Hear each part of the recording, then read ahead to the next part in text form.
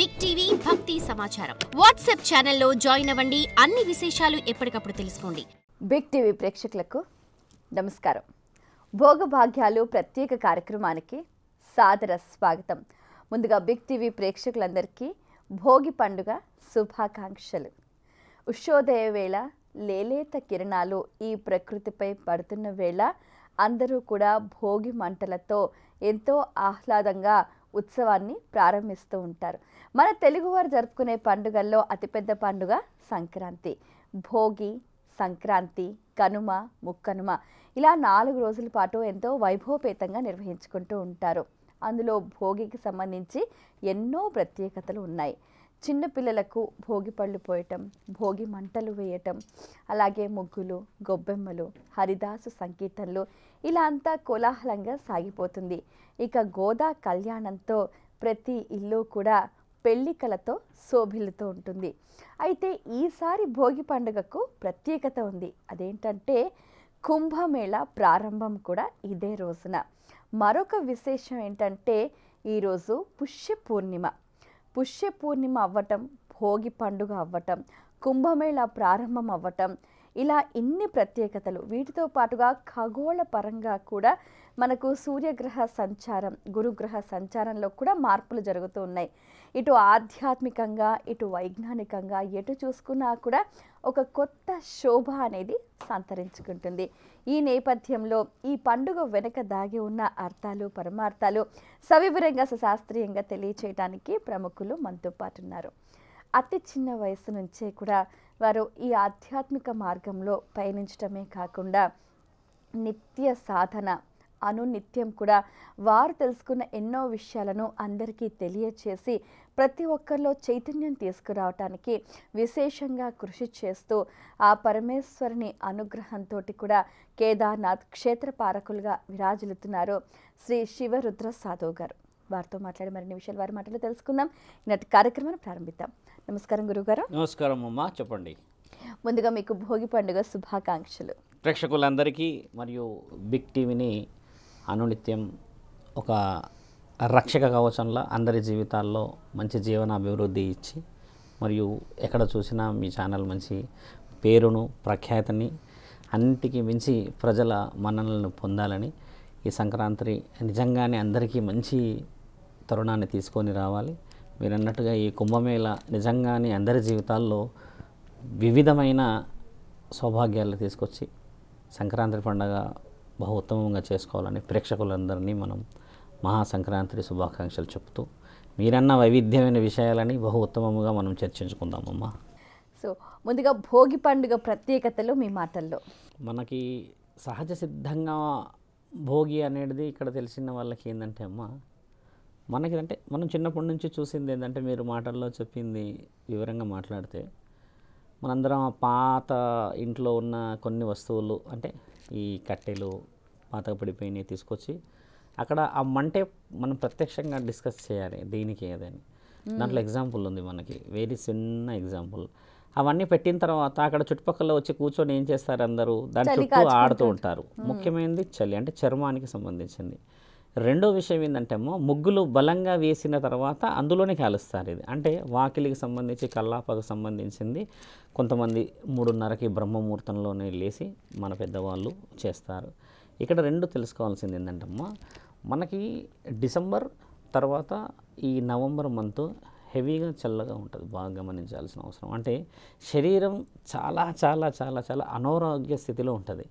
ఈ భోగి రోజు కాల్చే మంటల్లో శరీరానికి సంబంధించిన కాంతి అంటే ఈ 2 నెలల్లో వచ్చిన ఏదైతే సూక్ష్మమైన క్రిములు అంటే శరీరం మీద ఉండడమో లేకపోతే శరీరానికి ఇప్పుడు శ్వాసకోశ ఇబ్బందులు ఉంటాయి ఎక్కువ శాతంగా వింటర్లో. చాలామందిని గమనించండి.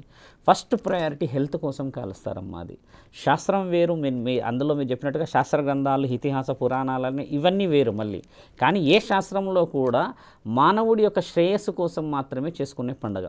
అంటే ఇప్పుడు దసరా గురించే కానీ, దీపావళి గురించే కానీ, దేని గురించి అయినా మాట్లాడినా ఈ భోగి మొట్టమొదట ఇంటి ముందు వెలుగు వెలగడానికి గల ముఖ్యమైన కారణం చలి నుంచి ఈ శరీరంలో మనకు కొన్ని రుగ్మతలను తీసుకురావడానికి. ఇప్పుడున్న వాళ్ళకి అర్థం కావాలి అది. ఒకవేళ నేను శాస్త్రగ్రంథం గురించి మాట్లాడానే అని అనుకోండి, ఆ శాస్త్రగ్రంథాన్ని పాటించే వాళ్ళు లేరు ఇక్కడ. మంట పెట్టినప్పుడమ్మా మీకు తెలుసా 2 నెలల్లో లక్షల సంఖ్యలో అనారోగ్య పరిస్థితుల్లో ఉన్నారు. ఇప్పుడు ఒక వైరస్ ఏదో వచ్చింది కదా, సేమ్ మనకు ఇంతకు ముందుకు వచ్చిన ఒక కరోనా లాంటిది అని అంటున్నారు. అంటే మెయిన్ సిమ్టమ్ ఏంటంటే శ్వాసకోశ మీద ఆడుతుంది. నేను ఇంటర్వ్యూలు కూడా చెప్పాను. అంటే ఈ శ్వాస పీల్చుకోవడంలో ఇబ్బంది అవుతే ఈ లంగ్స్ అనేటిది చల్లగా ఉన్న వాళ్ళు, అంటే వీక్ ఉన్న వాళ్ళకి హార్ట్ స్ట్రోక్ వచ్చే అవకాశం ఉంది అని. అంటే దీనికి అర్థం ఏంటంటే అమ్మ వాళ్ళ బాడీ లోపల నుంచి చల్లదనానికి అలవాటు పై ఉంటుంది ఈ 2 నెలల్లో ముఖ్యంగా. అయితే ఈ భోగి మంటలు వేయటం వల్ల రోగ నిరోధక శక్తి పెరుగుతుందంటారు. ఖచ్చితంగా పెరుగుతుంది. ఎందుకంటే లైవ్గా ఉంది కదా. చల్లనీళ్ళ స్నానం ఎందుకు చేయాలంటే వనమూలికల సముదాయం ఈ యొక్క వర్షాకాలంలో పైనుంచి గంగామాత అన్ని సరస్సులు నింపేస్తుంది. హెవీ అంటే చాలా రెయిన్స్ కదమ్మా. కొద్దిగా వచ్చే 2-3 రెయిన్స్లో ఏమవుతుందంటే అందులో ఉన్న మురికి అంతా కలుషితమైనది కొట్టుకపోతే హెవీగా వచ్చిన తర్వాత ఏమవుతుంది, శుద్ధమైన నీళ్ళే ఉంటాయి కదా. అందులో ఉన్న ఆ వనమూలికలని చల్లనీళ్ళు చేయాలని మన దగ్గర శాస్త్రంలో రాసి ఉంది. అది అయ్యప్ప స్వాములు చెప్తారు, బాగా శివమాలలు వేసిన వాళ్ళు చెప్తారు. చల్లనీళ్ళ స్నానం ఏంటంటే శరీరం మీద వనమూలికల సముదాయాన్ని వేసుకోవడం. ఇప్పుడు పొల్యూషన్ ఉంది కదమ్మా. ఇప్పుడు పొల్యూషన్ నుంచి మీరు అన్నట్టుగా ఎన్నో మాస్కులు వాడుతున్నాం కదా. మరి ఒకప్పుడు ఏం వాడేవారు, మరి చెట్లే కదా, చెట్ల మధ్యలోనే ఉండేవాళ్ళు కదా. దాని గురించి మాట్లాడతామంట. శరీరం కాపాడుకోవడానికి భోగికి సంబంధించింది వేరు.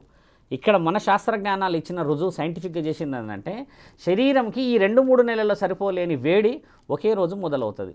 ఆ నెక్స్ట్ డే నుంచి ఎండాకాలం లాగానే ఉంటుంది. మీరు బాగా గమనించండి. ఎందుకంటే సూర్యుడు ఆ మకరానికి సంబంధించిన ఒక రేఖ దాటడం చేత ఎండలు మొదలైపోతాయి. మేము విజయవాడ వెళ్ళాం కదా మొన్న. ఇక్కడికి అక్కడికి చాలా తేడా ఉంది, తెలంగాణకి అక్కడికి వెదర్. నల్గొండ దాటగానే ఇక్కడ చల్లగా ఉంది. నల్గొండ తర్వాత సూర్యాపేట తర్వాత ఆ రూట్లో అమ్మ వేడిగా ఉంది. అంటే ఆ వాతావరణంలో డిఫరెన్సెస్ ఉన్నాయి. అంటే ఎన్ని ప్రత్యేకతలు చూసిన ప్రూఫ్ అది. కొంచెం లాంగ్ డిస్కషన్ కాబట్టి మళ్ళీ మాట్లాడవచ్చు. భోగి అన్న విషయానికి ఇంట్లో ఉన్న చెత్త తీసేయడం కాదు, మన ఒంట్లో ఉన్న చెత్త తీయడం పరమాత్ముడి ముఖ్యమైన ఆలోచన. కాల్చుకోవడానికి మార్గాలు అంతే అవి. అర్థమైందా తల్లి? అది కానీ ఈ అపార్ట్మెంట్ కల్చర్లో ఇది వీళ్ళు కూడా కాలుస్తూనే ఉన్నారు. కానీ మీరు అపార్ట్మెంట్ కల్చర్ అన్నారు కాబట్టి చెప్పే విషయం ఏంటంటమ్మా, ఎంత అపార్ట్మెంట్లో ఉన్న సొంతూరులో ఉన్న ఆ ఆలోచన వేరు కదా తల్లి. గడప ముందే ముగ్గులు వేసుకొని ఆ సంబంధించిన కల్లాప వేసి అందరూ ఊరికి వెళ్తారు. సగం హైదరాబాద్ ఇప్పుడు ఖాళీ అయిపోతుంది చూడండి. సంక్రాంతి చాలా బాగా చేస్తారు ఆంధ్రాలో. మాకు చాలా ఇష్టం పండగ. ఇక్కడ కైట్స్ ఎగరేస్తారు ఎక్కువ. అక్కడ సైడ్ అయితే ఏంటంటమ్మా వాళ్ళ వంటలే కానీ ఆ కోడికి సంబంధించిన పందాలే కానీ ఇంకేదో ఏది చేసినా ఆనందం. ఇక్కడ ఏంది మళ్ళీ ఆలోచించాల్సింది ఏంటంటే నీ మనస్సాక్షి కోసం చేస్తావు అంతే. పరమాత్ముడికి ఏది పెట్టినా తింటాడు కదా. నీ శరీరానికే వివిధమైన రుచులమ్మా, దాన్ని కూడా ఆయన ఇచ్చేసాడు. పూర్వం కేవలం ఏం పెట్టేవారు తెలుసా తల్లి, ఆ బెల్లంతో చేసిన పరమాన్నమే పెట్టేవాళ్ళు. అవును. ఈ సంక్రాంతికి బెల్లంతో చేసిన కొన్ని బొప్పట్లు అంటారు. ఈ తెలంగాణలో మనకు ఉగాది రోజు చేస్తారు, కానీ సంక్రాంతి రోజులు అక్కడ చాలామంది చేస్తారు, అరిసెలు అంటారు. మళ్ళీ ఇంకోటి సంక్రాంతి యొక్క ముఖ్య ఉద్దేశం ఏంటంటే అమ్మా, చాలామంది పితృపక్షాలు చెప్తారు అక్కడ ఈ సంక్రాంతి సమయంలోనే. మన దగ్గర ఎక్కడ చెప్తారు తెలంగాణలో అని అంటే ఎక్కువ శాతంగా చూస్తే దసరా ఉత్సవాల్లో పెత్తర అమావాస్య కార్యక్రమాన్ని అప్పుడు కూడా మహాలయ పక్షాలు వచ్చాయి. కాకపోతే సంక్రాంతి సమయంలో ఈ తిరుపతి నుంచి మొదలు పెడితే నెల్లూరు, చిత్తూరు నుంచి అలా కొంచెం బార్డర్ ఆఫ్ ఆంధ్ర అక్కడ వరకు చేస్తారమ్మా. నాకు చాలామంది భక్తులు చెప్పారు ఈ మహాలయ పక్షాన్ని నేను ఇంటర్వ్యూస్ ఇచ్చేటప్పుడు, స్వామి మేము ఇప్పుడు చెయ్యం స్వామి, మీరు చెప్తే మేము ఇప్పుడు చేసేస్తాము, మేము మార్చుకోవచ్చు ఆ దసరాకి. అంటే నేను అలా చేయొద్దమ్మా, అది మీ తాతలు ముత్తాతలది, నేనేదో చెప్పగానే మీరు మారుస్తారా అని కూడా చెప్పారు. కొంతమంది ఆ విధంగా వెళ్ళడానికి కూడా పండగ విషయ వివరణమ్మా. ఇంకా చెప్పండి గురుగారు. మనం గమనిస్తే కూడా భోగి రోజున ముఖ్యంగా భోగభాగ్యాలు అని అంటూ ఉంటారు. అసలైన భోగభాగ్యాలు ఎలా లభిస్తాయి అంటారు? మంచి ప్రశ్న. చాలామంది మనల్ని వ్యతిరేకిస్తారేమో. అయితే భోగభాగ్యాలు అనేది మానవ సృష్టి. అసలైన భాగ్యమే తెలుసా తల్లి? సౌభాగ్యవతి ఆనందంగా ఉండే ఏ పండగ అయినా కూడా నిజమైన భోగి, నిజమైన భాగ్యం. ఇక్కడ అందరం కలిసి చేసుకునే పండగ ఎక్కువ శాతంగా అప్పులతోనే చేస్తారమ్మా. ఒకప్పుడు మన పొలాలు, మన పంట పొలాలు, మన ఊరు, మన గ్రామాలు, మన రాజులు, అంటే అదొక తరుణమైన పండగ. ఈరోజు డబ్బులున్నవాడే పండగ చేస్తున్నాడు. డబ్బులు లేని వాళ్ళ దగ్గర భోగభాగ్యాలు ఎలా ఉంటాయి బాగా గమనించండి. ఇది భోగభాగ్యాలు అనడం కంటే ముఖ్యంగా సౌభాగ్యాల పండగ, అందరూ కలిసి ఉండే పండగ అంటే ఈ సంక్రాంతికి విలువ వస్తుంది. ఈ భోగభాగ్యాలు అనేది మనం అనుకున్న ఆలోచనే, కానీ పరమాత్ముడికి అసలైన సౌభాగ్యం ఎవరు తెలుసా అమ్మ? ఇల్లు నిండుగా ఉండి పచ్చడి మెతుకులు తిన్నా సరే అదే ఆయనకు ఆనందం. ఇంతవరకు ఏదైనా విగ్రహం తిన్నట్టు రుజువు ఉందా? లేదు కదా. అసలైన సౌభాగ్యవతి ఏం పెడుతుంది తెలుసా అమ్మ? మనస్సాక్షి పెడుతుంది. భోగం భాగ్యం అనేది మీరు అన్నట్టుగా చేసుకోవచ్చు. డబ్బులు ఉన్న వాళ్ళు వందలు చేసుకుంటారు. ఈరోజు కోడి పందాలకు లక్షల కోట్లు పెడతారని తెలుసు మన దగ్గర. ఇక్కడ అదే కోడి పందాల గురించి అని చెప్పేసి ఆ యజమాని పెంచిన దాని గురించి లక్షలు వచ్చి కోట్లు వచ్చి వాళ్ళని బాగు చేసుకున్న తరుణం చూశారు కదా. మీరన్న భోగం భాగ్యం రావాలి అని అంటమ్మా, మొట్టమొదట సౌభాగ్యం బాగుండాలి. సౌభాగ్యం ఎవరి ద్వారా బాగుంటుంది తల్లి? ఇక్కడ మళ్ళీ ఒక క్వశ్చన్, ఇంటిలో ఉన్న యజమాని ద్వారా. యజమాని ఎవరమ్మా? భర్త కానీ నాన్న కానీ ఇంకా పురుషులు పనిచేసేవాళ్ళు. ఈ భోగం రావాలి భాగ్యం రావాలంటే మొట్టమొదటి కారణం ఏమైందంటే అమ్మ డబ్బులు ఉన్న వాళ్ళే పండుగలు బాగా చేసుకుంటున్నారు ఈ మధ్యలో. అలా చేయకుండా అందరికీ ఒకే ఆలోచనతో చేసే పండగనే నిజమైన భోగం భాగ్యం తల్లి. అది రావాలి అంటే ఎలా చేయాలి గురువుగారు అంటే, మీ కులదైవాన్ని మీ ఇలవెల్పులని అన్నిటికీ మించి కంటి ముందే ఉన్న తల్లిదండ్రులని దేవుడులాగా చూసే ప్రతి ఇంట్లోనే ఖచ్చితంగా మీరన్న సౌభాగ్యము భోగము భాగ్యము ఐశ్వర్యము అనంతలోకం అన్నీ కనబడతాయి. ఇక్కడ తల్లిదండ్రులుండి ఎక్కడో నువ్వు వెళ్ళేసేసి చేసే ఇంట్లో భోగభాగ్యాలు ఉంటాయి తల్లి. నిజంగా భోగభాగ్యాలు ఉంటాయి, సౌభాగ్యాలు ఉండవు. సంసారాలన్నీ బాధలో ఉంటాయి. నేను ఒక సాధనలో ఉన్నాను కాబట్టి కొంచెం డీప్గా చెప్తా విషయాలు. భోగభాగ్యాలు పండుగ రోజు రావు తల్లి, బాగా గుర్తుపెట్టుకోండి. ఎవరి దగ్గర అయితే మీరన్న భోగాలు భాగ్యాలు అన్నీ బాగుంటాయో ఆ రోజే పండుగ అవుతుంది. నక్షత్ర తిథులు రాసిన ఈ 13వ తారీఖు రోజు పుష్య పౌర్ణమి రోజు ఇదంతా నక్షత్రాల ఆగమనం. ఎప్పుడో ఋషి పరంపర నుంచి వచ్చిన ఇది. సంక్రాంతి ఈ రోజు నువ్వు నేను చేసుకోవట్లేదు, కొన్ని వందల సంవత్సరాల క్రితం జరిగినది. రాక్షస సంహారాలు కూడా జరిగాయి. ఈ పుష్య పౌర్ణమి రోజు ఏం జరిగింది మీకు తెలిసిన విషయం నేను చెప్తాను కొంచెం డీప్లోకి వెళ్ళాక. ఆ రోజు కూడా ఎన్నో జరిగాయి, ఎన్నో విషయ వివరణలు జరిగాయి. అలాంటి విషయాలన్నీ వదిలిపెట్టి ఈరోజు కేవలం పండగ అన్న వాతావరణమే మాట్లాడుతున్నాం, కానీ ఆ పండగ చరిత్ర తెలుసుకోవట్లేమమ్మా. ఆ పండుగలో కూడా గురుగారు పిండి వంటలు చేసుకోవటము, తయారవ్వడము, కొత్త బట్టలు వేసుకోవడము, నలుగురు గెట్ టుగెదర్ అయిపోయింది. హెవీగా కల్చర్. చాలామంది అరెస్ట్ అవుతారు. ఇప్పుడు మేము మొన్న విజయవాడ వెళ్తున్నప్పుడు అమ్మ ఒక 6-7 బండ్లు చూశాను. వాళ్ళ మధ్యలో ఆ కోడి పుంజు పెట్టుకొని పోతున్నారు. అంటే పందేలకు పోతున్నట్టు అనుకోండి. వాళ్ళు ఏదో రెడీ చేసుకుంటున్నారు. అంటే ఆ విధంగా ఒకప్పుడు రాజులు చేసేవాళ్ళమ్మా. ఒక రాజులు ఏం చేసేవాళ్ళంటే ప్రజలందరినీ పిలిపించి ఆనందానికి చేసేవాళ్ళు. ఈరోజు ఏమైందంటే అదే ఆనందం అనుకుంటున్నారు. అక్కడ చాలా కరెక్షన్ చాలా అవసరం. చాలామంది మనల్ని వ్యతిరేకించవచ్చు. ఒక రాజు ఏం చేసేవాడు, ఒక సభలాగా పెట్టడమో ఒక కార్యక్రమాన్ని అందరిని పిలిచి చేసినప్పుడు అక్కడ అందరూ వచ్చి దాన్ని ఆనందించి పండగలాగా చేసుకున్నప్పుడు రాజు కావాల్సిన మర్యాదలు చేసేవాడు. ఇప్పుడు ఎవరికి వాళ్ళు పందాలు పెట్టేసుకుంటున్నారే. ఒకవేళ లీగల్ అయితే అమ్మ దానికి అరెస్టులు కావు కదా. ఎందుకు అవుతుందంటే అది ఇల్లీగల్ కాబట్టి. రాజు ఒకప్పుడు లీగల్గా ఎందుకు చేసిందంటే పండగ పెద్దింటివాడు కాబట్టి, ఆ రాజే మనందరికీ పెద్దవాడు కాబట్టి ఆయన సమక్షంలో జరిగేది పండగ. ఎంత తేడా ఉంది చూసారా మన దగ్గర. రాను రాను రాను ఎలా అయిపోయింది. లీగల్గా చేసేది లెక్క వేరు.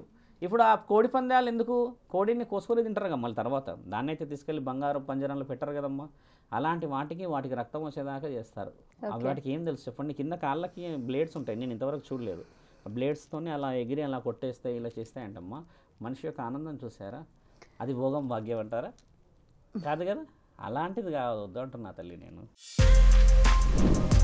For more videos like this, subscribe Big TV channel.